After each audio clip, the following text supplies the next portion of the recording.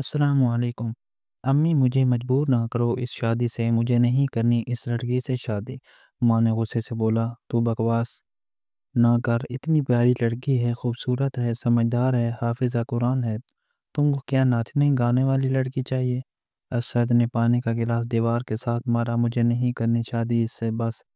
ماں باپ نے مجبور کیا، اسد مان گیا، ٹھیک ہے، کر لیتا ہوں شادی، اگر مجھے اچھی نہ لگی تو طلاق دے دوں گا۔ باپ نے گالی دی، کمینے انسان، کسی کی بیٹی کی زندگی برباد نہ کرنا۔ منیر کو کہاں معلوم تھا جس کے ساتھ وہ بیاہ کر جا رہی ہے وہ مجبوری میں قبول کر رہا ہے۔ اسے منائل اور اسد کی شادی ہوگی۔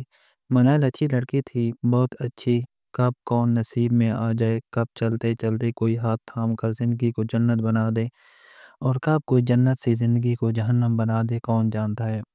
آنے والی سانس موت سے لے کر آئے گی یا زندگی، کون جانے۔ منائل کے خواب تو تھے، لیکن منائل کا باپ تھا، ماں مر چکی تھی، بڑے تین بھائی تھے، وہ بھی شادی شدہ تھے، کون بھلا پوچھتا ہے بہنوں کو اپنا گھر آباد کرنے کے بعد۔ خیر، منائل کی شادی ہو گئی، اسد سے پہلی رات تھی۔ منائل بہت رو رہی تھی، اسد پاس بیٹھا موبائل پہ مصروف تھا۔ پہلی رات، پہلی ملاقات، منائل کو اپنی ماں کی یاد ستا رہی تھی۔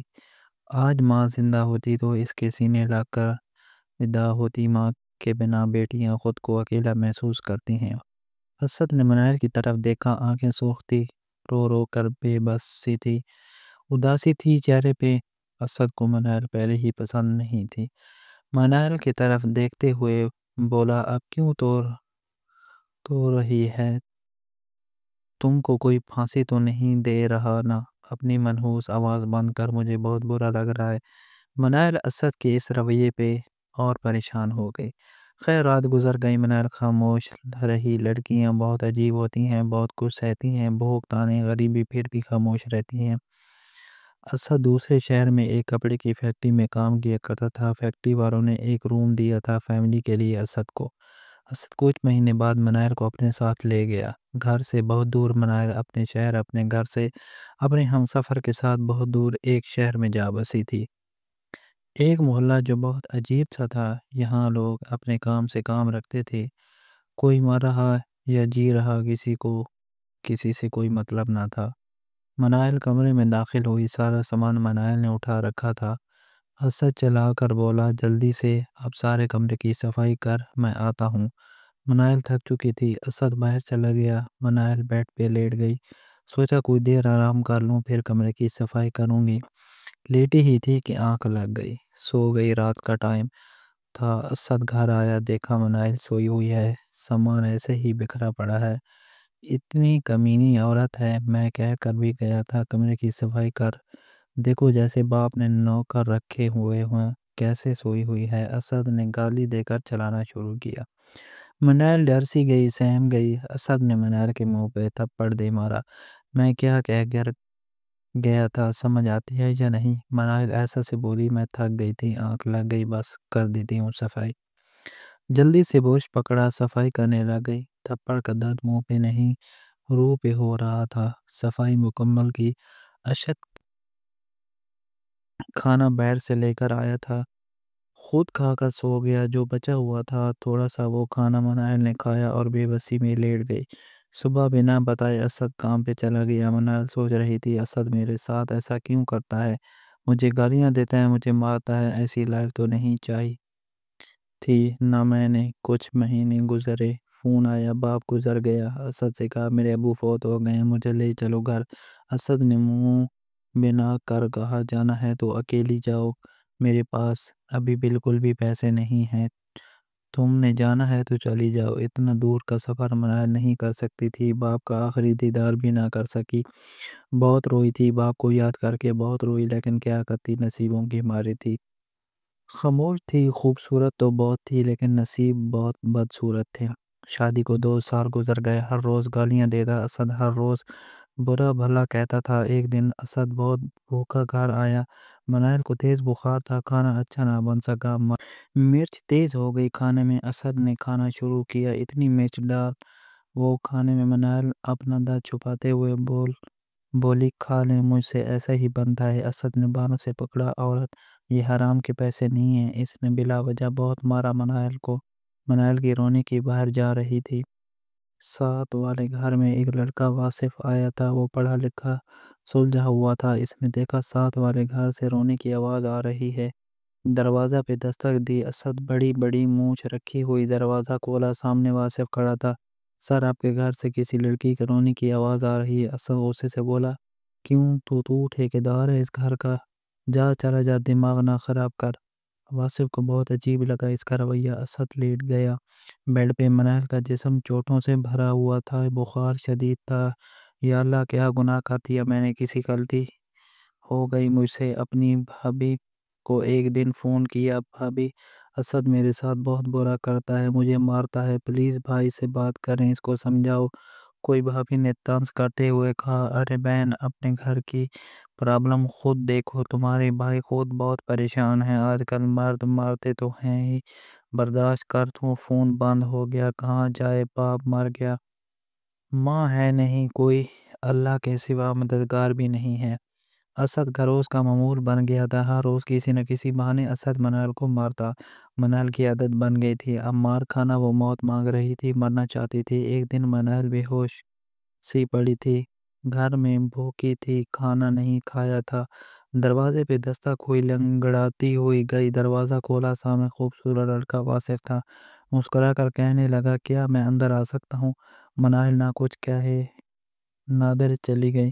واصف اس کے پیچھے کمرے میں داخل ہوا، دیکھا منائل کا بہت برا حال تھا، اس کی آنکھوں میں درد تھا، وہ چیخ چیخ کر جیسے کہہ رہی ہو، مجھے بچا لو اس جہنم سے۔ منائل پیاری سی لڑکی تھی، اور اسد ایک دیسی ٹائپ، جاہل سا کیوں مارتا ہے آپ کو یہ بندہ؟ آپ پولیس کو کیوں نہیں کال کرتی ہو؟ کیوں آپ ظلم سہتی ہو؟ واصف سوال کیا۔ منائل روتے ہوئے بولی، آپ کون ہیں؟ واصف نے اپنا تعارف کروایا، میں وکیل ہوں، میرا نام واصف ہے، میں بھی یہی ساتھ والے گھر میں آیا ہوں کرائے پہ۔ منائل روتے ہوئے بولی، کس کے پاس جاؤں؟ کہاں جاؤں؟ کیا کہوں؟ میرا کوئی ہے نہیں، نہ ماں نہ باپ، بھائی پوچھتے نہیں، اس نے چھوڑ دیا تو طلاق کا داغ لے کر کہاں جاؤں گی؟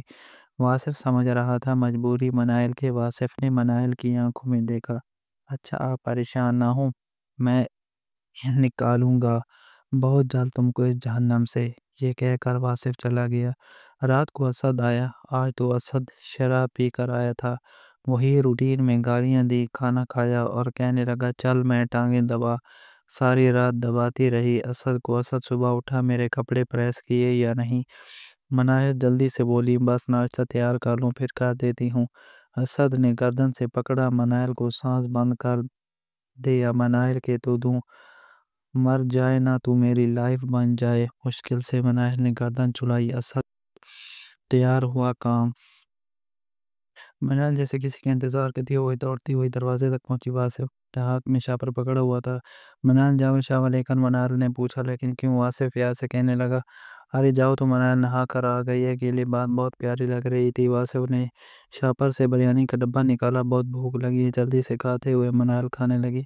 اتنے مزے کی بریانی ہوٹل سے لے کر آئے ہو؟ واصف مسکرانے لگا، جی نہیں، خود بنائی ہے میں نے، آپ کیا سمجھتی وکیل کو کھانا بنانا نہیں آتا؟ منال بہت خوش تھی، بہت زیادہ۔ واصف کے روح میں اس کو زندگی نظر آنے لگی، واصف بہت سی باتیں کرتا منال سے۔ منال واصف کو یاد کرتے ہوئے اسد کے ساتھ ظلم سہ جاتی۔ دوسرے دن واصف آیا، منال ایک بات کہوں؟ منال نے پیار سے کہا، ہاں۔ واصف بولے، مجھ سے شادی کرو گی؟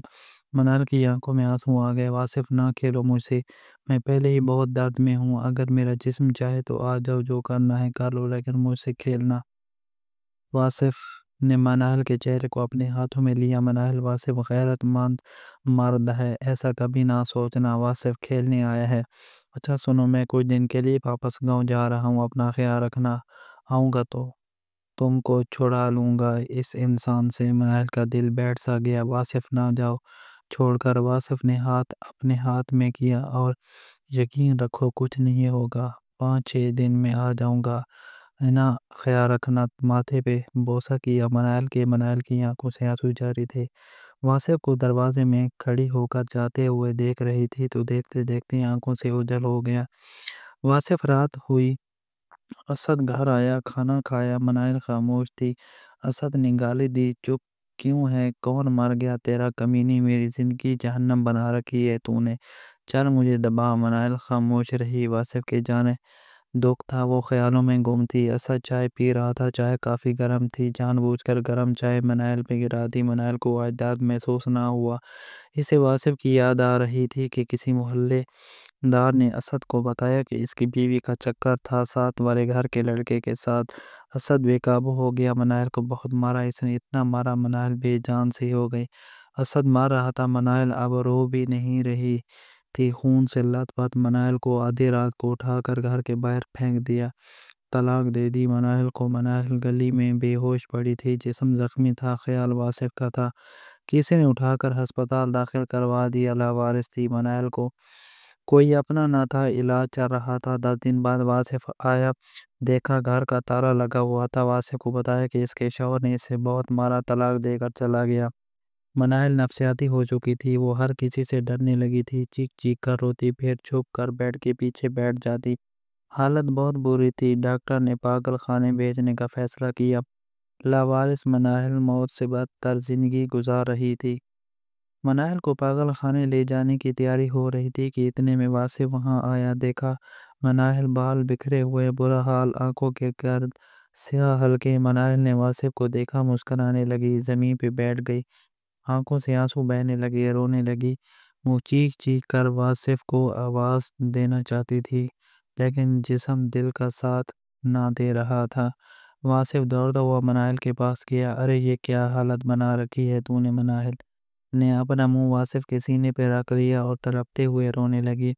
واصف ماتھا چوم کر حوصلہ دینے لگا، بس بس میری جان، بس میں آ گیا ہوں نا، سب ٹھیک ہو جائے گا۔ اب منائل واصف کی طرف دیکھتے ہوئے بولی، کہا تھا نا نہ جاؤ چھوڑ کر۔ واصف سر پہ ہاتھ پھیرنے لگا، بس بس میری جان۔ منائل کو گھر لے گیا، نکاح کر لیا، منائل سے بہت خیال رکھا، منائل کا خود کھانا بنا کر دیتا، بال سنوارتا، پارل کر لیتا جاتا، چھوٹی چھوٹی خوشیاں منائل کے قدموں پہ لا کر رکھتا۔ منائل زندگی کی طرف لوٹ آئی، منائل حافظہ تھی، قرآن کی تلاوت کرتی، نماز ادا کرتی، اللہ کا شکر ادا کرتی، بہت خوش تھی۔ منائل دیکھو تمہارے لیے کیا لے کر آیا ہوں۔ منائل نے گفٹ کھولا، نئے گھر کی چابی تھی، اچھا ہمسفر، بڑا گھر، گاڑی، سب کچھ تھا اب منائل کے پاس۔ منائل کو اللہ نے 3 بیٹے عطا کیے، بہت خوش تھی، اب اسد کے کیے ہوئے ظلم بھول گئی۔ اسد ہارٹ اٹیک سے مر چکا تھا، کوئی قبر پہ جا کر دعا کرنے والا بھی نہ تھا اسد کے لیے، تو یوں ایک ظلم کی داستان ختم ہوئی۔ بہت شکریہ، ہمارے چینل پہ نئے ہیں تو الف لیلا چینل کو سبسکرائب کر دے۔ اللہ حافظ۔